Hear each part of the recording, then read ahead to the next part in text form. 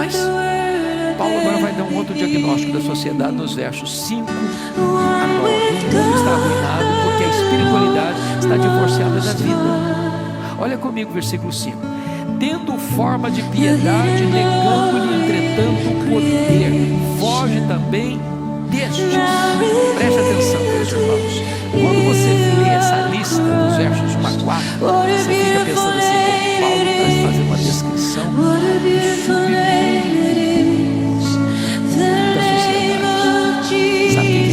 Sabe quem está descrevendo aqui? Os religiosos.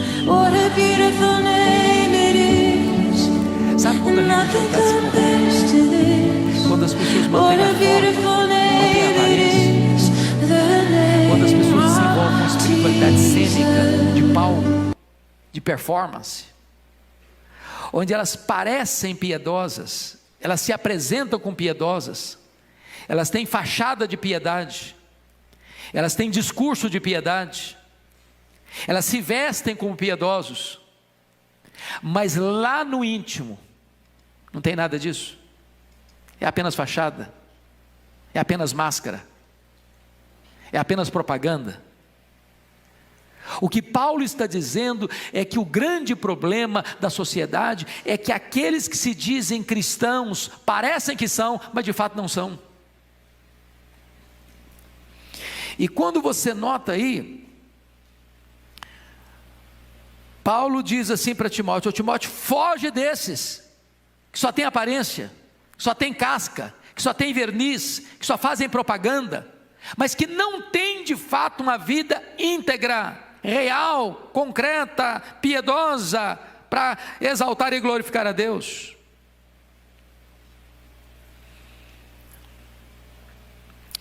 Paulo começa a mostrar que essas pessoas são dominadas por esses falsos mestres que tentam seduzir as pessoas mais vulneráveis, essas pessoas que resistem, conforme o versículo 8, à verdade. São homens de todo corrompidos na mente, réprobos quanto à fé. Ele está dizendo que nessa conjuntura de espiritualidade falsa entram os falsos mestres para seduzir, para enganar, para arrebanhar, para fazer proselitismo. E essas pessoas não toleram a verdade, elas resistem à verdade, elas estão corrompidas na mente, elas são réprobas quanto à fé, o entendimento delas está ruim, a fé delas não é verdadeira. E o que acontece? Elas irão avante, elas não irão avante, porque a sua insensatez será a todos evidente, como também aconteceu com aqueles. Sabe o que está acontecendo aqui? O que Paulo está dizendo é o seguinte: os falsos mestres, os falsos pregadores, os falsos profetas vão chegar um momento, irmãos, que vai entrar em ressaca. A falsa religião vai entrar em ressaca. Vai chegar um momento em que as pessoas vão acordar. Vai chegar um momento que os olhos vão se abrir. Vai chegar um momento que as pessoas que estão sendo enganadas vão abrir os olhos. Não é isso, não é possível. Eu estou sendo enganado, eu estou sendo ludibriado. E essas pessoas não vão avante.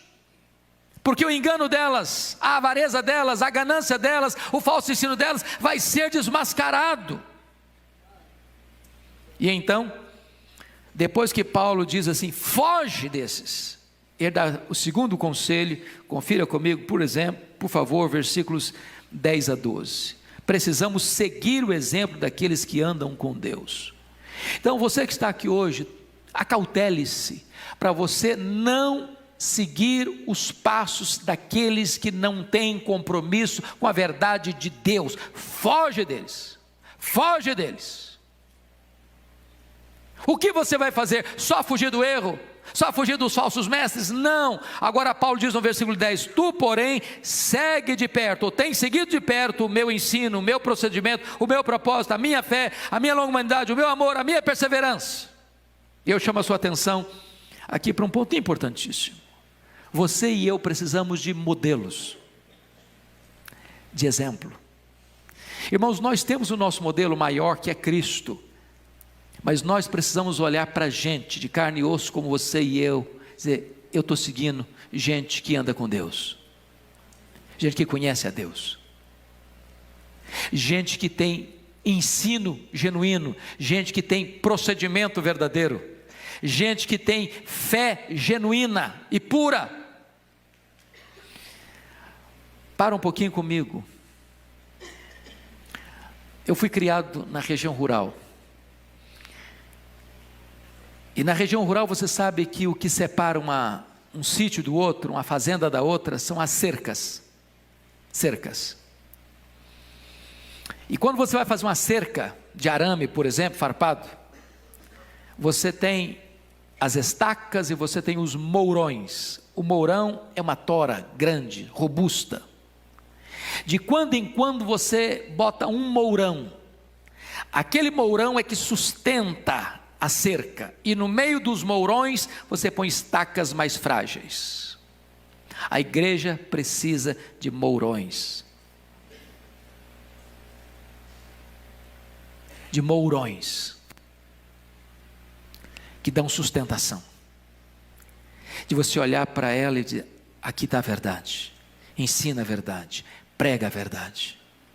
Você olha para ela e diz: aqui tem exemplo. Aqui tem caráter.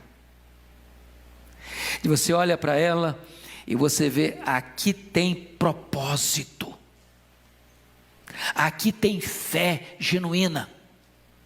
Aqui tem paciência. Aqui tem amor. Aqui tem perseverança. Como é que você conhece um crente genuíno, um líder genuíno? Primeiro, irmãos, a sua vida é aberta para todos verem. Está escrito aí, ele tem procedimento. Procedimento é conduta. Segundo, ele tem ensino e doutrina verdadeira. Segue o meu ensino. Terceiro, ele tem propósito claro. Segue o meu propósito. Quarto, ele está pronto a sofrer. Preste atenção nisso. Preste atenção nisso. O falso mestre não está disposto a sofrer. Falso mestre quer tirar proveito. Ele explora as ovelhas. Ele tira a lã das ovelhas. Ele come a carne das ovelhas. Ele se serve das ovelhas. Quando o lobo chega, ele corre, foge, porque ele também é um lobo. Mas o líder genuíno, verdadeiro, diz o apóstolo Paulo aqui: e as minhas perseguições e os meus sofrimentos, quais me aconteceram. E ele começa a citar da primeira viagem missionária que ele fez. E ele diz: quantas e variadas perseguições tenho suportado, entretanto Deus é fiel, porque de todas Deus me livrou. E ele chega a dizer no versículo 12: aqueles que quiserem viver piedosamente em Cristo serão perseguidos. Então deixa eu fazer uma pergunta para você: você tem que ser perseguido? Porque não diz aí, a maioria vai ser perseguido, alguns vão ser perseguidos.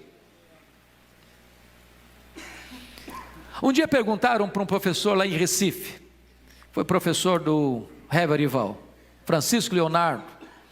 Perguntaram assim: reverendo Francisco, se a igreja for mais perseguida, ela será mais fiel? Ele respondeu: não. Se a igreja for mais fiel, ela será mais perseguida. O mundo nunca concordou com a igreja. O mundo nunca aceitou a igreja.